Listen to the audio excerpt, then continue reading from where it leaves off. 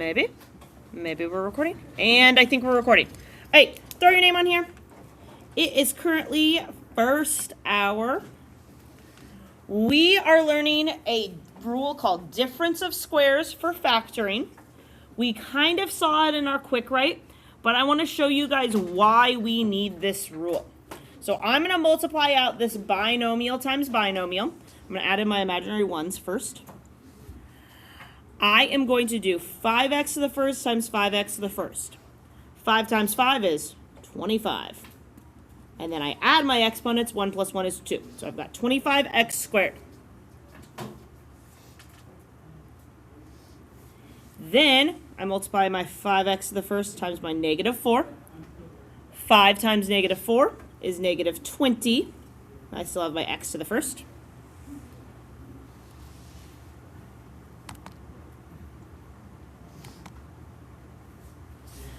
Continuing on with that, I've got 4 times 5x to the first, which is 20x to the first. 4 times 5 is still 20.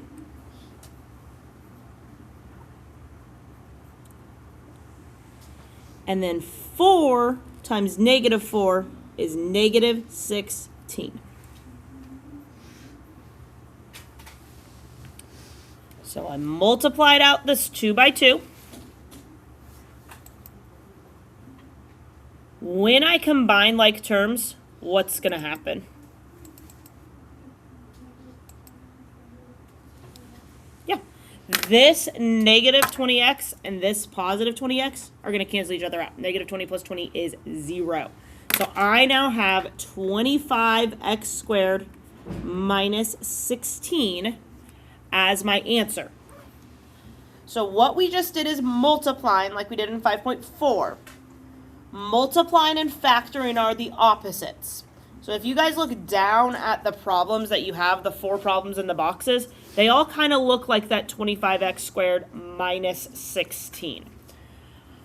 I want you guys to take a moment, look at 25 and 16, and then look at, I've still got a few people writing before I move it.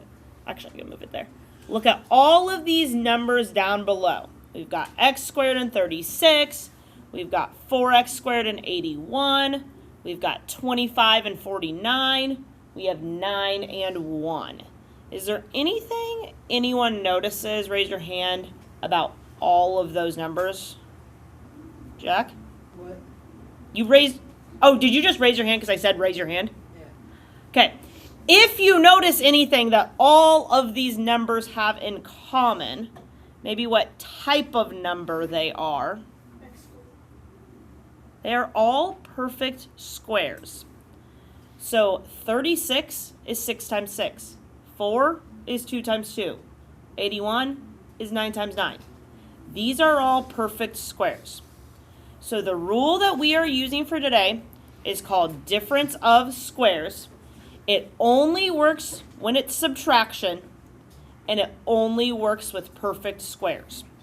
Before I show you guys the rule and we use it, I want to go through and fill out this list of perfect squares. You obviously have your calculators. The forensics kids flipped all of my pins upside down. I was like, why are these all different?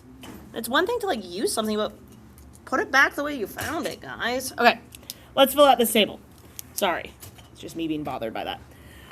Right here, these are our x's, and then these are x squareds. What is 1 times 1? 1. Okay. 2 times 2? 4. 3 times 3? 9. Okay. 4 times 4? 16.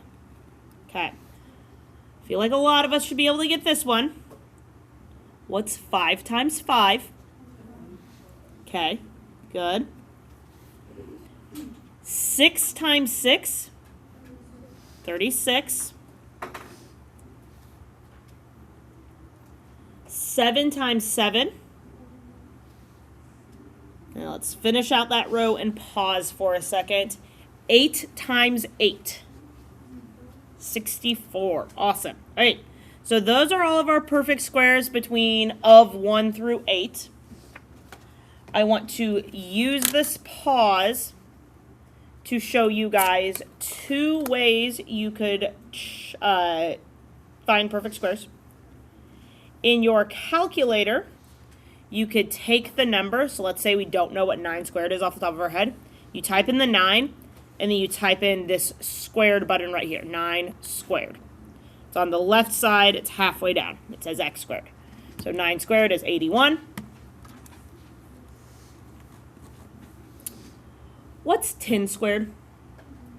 100. 10 times 10 is 100. Okay, once we get above 100, these are the ones that some people know, some people don't. I'm going to give them to you at a medium pace so we can get through them, so we can continue with notes. 11 squared is 121. 12 squared is 144. 13 squared is 169. This is my favorite little duo here, because then 14 squared is 196. I've always thought it was goofy that those are just the same, but the last 2 numbers switched. 15 squared is 225.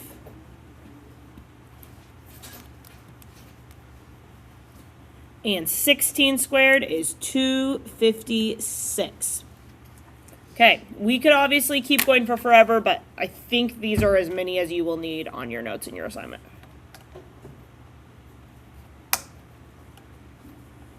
Okay, a couple more things I want to show you. If you have a perfect square and you don't know which one it goes to. So let's say you have 169, and you're like, I don't know what that's the square of. You can use your calculator to do a square root. So in your calculator, it's the same as the x squared button. I'm zooming out so you can see it. So, but you got to hit second because it's up above. So it's like the shift key. So second square root of 169, and then I get 13. Okay? So squares and square roots are the opposite. We've learned that already. And then one more thing, if you want to use a multiplication chart, you just look. Does my notebook have a multiplication chart? No? No?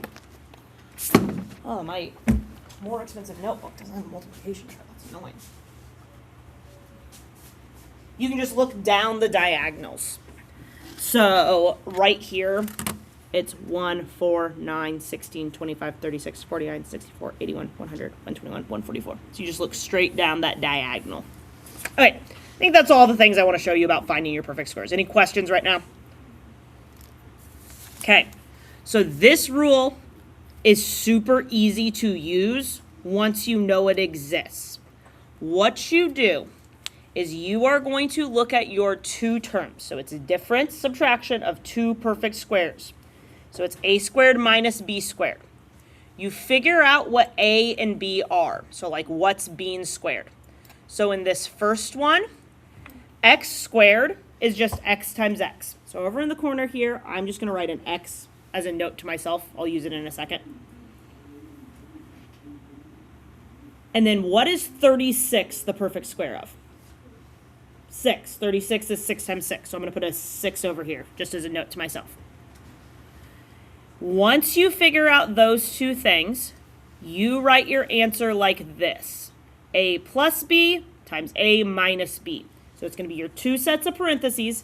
The first one's going to be plus, so x plus 6. And the second one's just minus, x minus 6. Because then if I were to multiply those together, just like we multiplied that 5x plus 4 and 5x minus 4, my middle terms would cancel.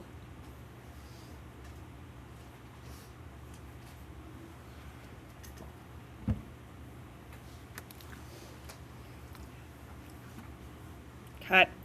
Any questions right now? Okay. Let's look at my next one. 4 is 2 times 2, and x squared is x times x. So my first piece is going to be 2x here. And then 81, if you look on your table, 81 is the perfect square of 9. So my second piece is going to be 9. So my factored form is going to be 2x plus 9 times 2x minus 9.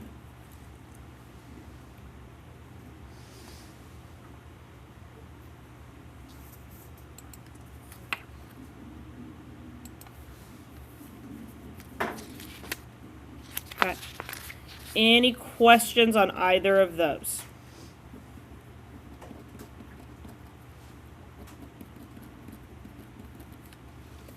Okay, we've got 2 more.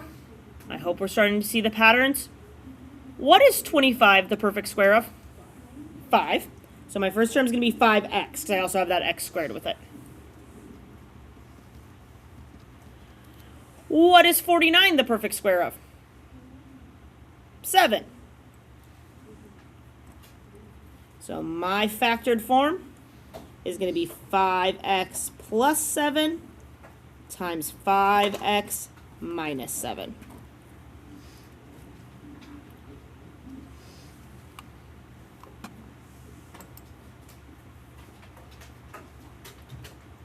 Okay. And then our very last one. What is 9 the perfect square of? 3. So I've got 3x as my first term. And then 1 is 1 times 1. So it's still just 1. So I've got 3x plus 1 and 3x minus 1. Okay.